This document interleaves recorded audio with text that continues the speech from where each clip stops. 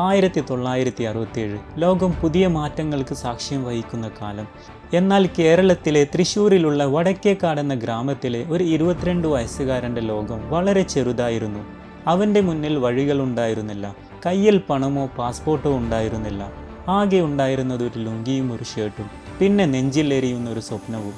പേര് MV കുഞ്ഞു. ഇത് കടലിനോട് പൊരുതി ജീവിതം ജയിച്ച ഒരു സാധാരണക്കാരൻ്റെ ജീവിതകഥയാണ്. ഇന്ന് നമ്മൾ കാണുന്ന ഈ കോൺക്രീറ്റ് അത്ഭുതങ്ങൾ കെട്ടിപ്പടുക്കുന്നതിന് മുൻപ് മണലാരണ്യത്തിൽ സ്വർണം വിളയുമെന്ന് സ്വപ്നം കണ്ട് ഒരു പായ് കപ്പലിൽ കയറി അനിശ്ചിതത്വത്തിലേക്ക് യാത്ര തിരിച്ച ഒരു ചെറുപ്പക്കാരൻ്റെ കഥ. ഖ്വാജ മൊയ്തീൻ എന്നായിരുന്നു ആ പായ് കപ്പലിൻ്റെ പേര്. എഞ്ചിനില്ലാത്ത കാറ്റിൻ്റെ ദിശക്കനുസരിച്ച് മാത്രം നീങ്ങുന്ന ഒരു പായ്മരം. ഈ ചാനലിൽ നിങ്ങൾ പുതിയതാണെങ്കിൽ സബ്സ്ക്രൈബ് ചെയ്യാൻ മറക്കരുത്.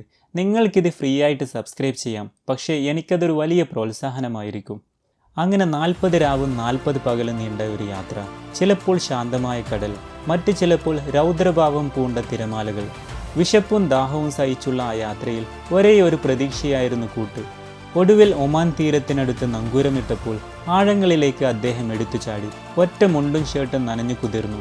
അത് പിഴിഞ്ഞ് ഉണക്കി വീണ്ടും ധരിച്ച് എങ്ങോട്ടെന്നറിയാതെ ആൾക്കൂട്ടത്തിനൊപ്പം നടന്നു. മണിക്കൂറുകളോളം നടന്നതിന് ശേഷം ദൂരെ ഒരു തണ്ണിമത്തൻ ലോറി വരുന്നത് കണ്ടു. അതിൽ പണം കൊടുത്ത് തൂങ്ങിക്കയറി. അങ്ങനെയാണ് ആ ചെറുപ്പക്കാരൻ ഷാർജയിലെത്തിയത്. അന്ന് ഷാർജയും ദുബൈയും ഇന്നത്തെ പോലെ ആയിരുന്നില്ല.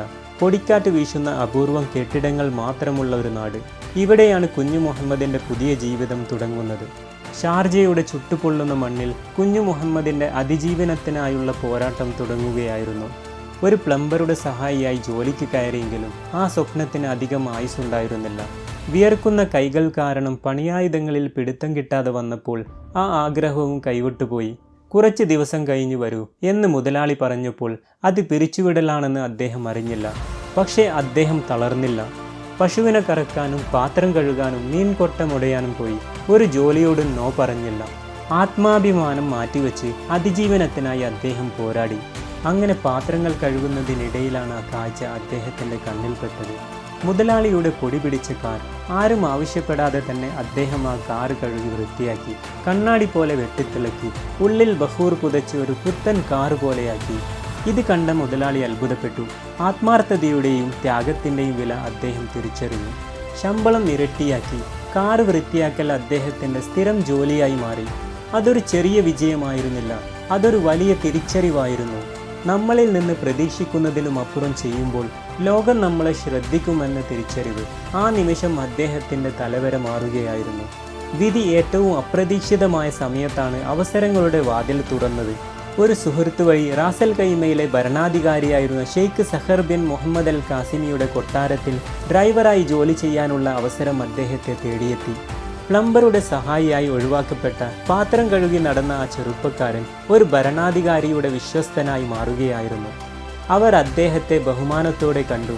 ഷെയ്ഖിൻ്റെ തോട്ടത്തിൽ വിളയുന്ന പച്ചക്കറികൾ മാർക്കറ്റിൽ വിൽക്കാൻ അദ്ദേഹത്തിന് അനുവാദം കിട്ടി. ഓരോ ഇടപാടിലെയും അദ്ദേഹത്തിൻ്റെ സത്യസന്ധതയും കൃത്യമായ കണക്കുകളും കണ്ട് ഷെയ്ഖ് കൂടുതൽ കച്ചവടം ചെയ്യാൻ പ്രോത്സാഹിപ്പിച്ചു.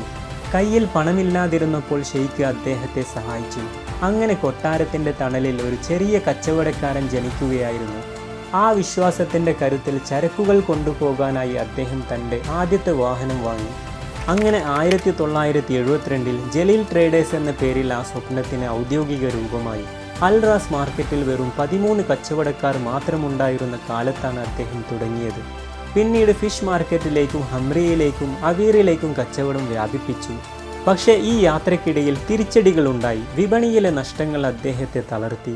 ഒരു ഘട്ടത്തിൽ ഹംറിയ മാർക്കറ്റിലെ കച്ചവടത്തിൽ വലിയൊരു തുക നഷ്ടമായി.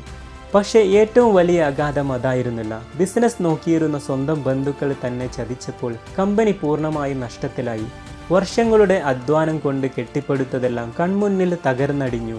കമ്പനിയുടെ പേരിൽ വലിയ കടങ്ങൾ വന്നു ചേർന്നു. ആ തകർച്ചയിൽ നിന്ന് കരകയറാൻ നാട്ടിലെ സ്വത്തുക്കൾ വരെ വിൽക്കേണ്ടി വന്നു.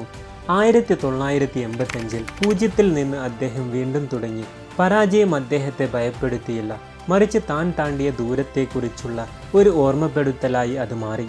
വർഷങ്ങളുടെ എക്സ്പീരിയൻസും തോൽക്കാൻ മനസ്സില്ലാത്ത കഠിനാധ്വാനവും അദ്ദേഹത്തിന് കൂട്ടായി. ചാരത്തിൽ നിന്ന് ഉയർത്തെഴുന്നേൽക്കുന്ന ഫിനിക്സ് പക്ഷിയെപ്പോലെ നഷ്ടപ്പെട്ടതെല്ലാം അദ്ദേഹം തിരികെ പിടിക്കാൻ തുടങ്ങി. അങ്ങനെ ദുബൈയിലെ അൽറാസിൽ തുടങ്ങിയ ആ ചെറിയ പഴക്കട പതിറ്റാണ്ടുകൾക്കിപ്പുറം ജലീൽ ഹോൾഡിംഗ്സ് എന്ന പടുകൂറ്റൻ സാമ്രാജ്യമായി വളർന്നു. ഇന്ന് 1700-ലധികം ജീവനക്കാരുള്ള, റീറ്റെയിൽ മുതൽ ഹോട്ടൽ മേഖല വരെ വ്യാപിച്ചു കിടക്കുന്ന UAEയിലെ ഏറ്റവും വലിയ ഭക്ഷ്യവിതരണ ശൃംഖലകളിലൊന്നായി അത് മാറി.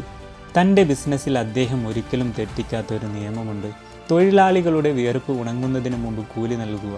79-ാം വയസ്സിലും അദ്ദേഹം ഓഫീസിൽ വരുന്നു, ജോലി ചെയ്യാനല്ല, തൻ്റെ ആളുകളെ കാണാൻ, അവരോട് സംസാരിക്കാൻ. MV കുഞ്ഞുമുഹമ്മദിൻ്റെ ജീവിതം ഒരു പാഠകപുസ്തകമാണ്. സ്വപ്നങ്ങൾക്ക് അതിരുകളില്ലെന്നും സത്യസന്ധതയും നിശ്ചയദാർഢ്യവും ഉണ്ടെങ്കിൽ ഒരു ലുങ്കിയിൽ നിന്ന് ഒരു സാമ്രാജ്യം കെട്ടിപ്പടുക്കാമെന്നുള്ള പാഠം.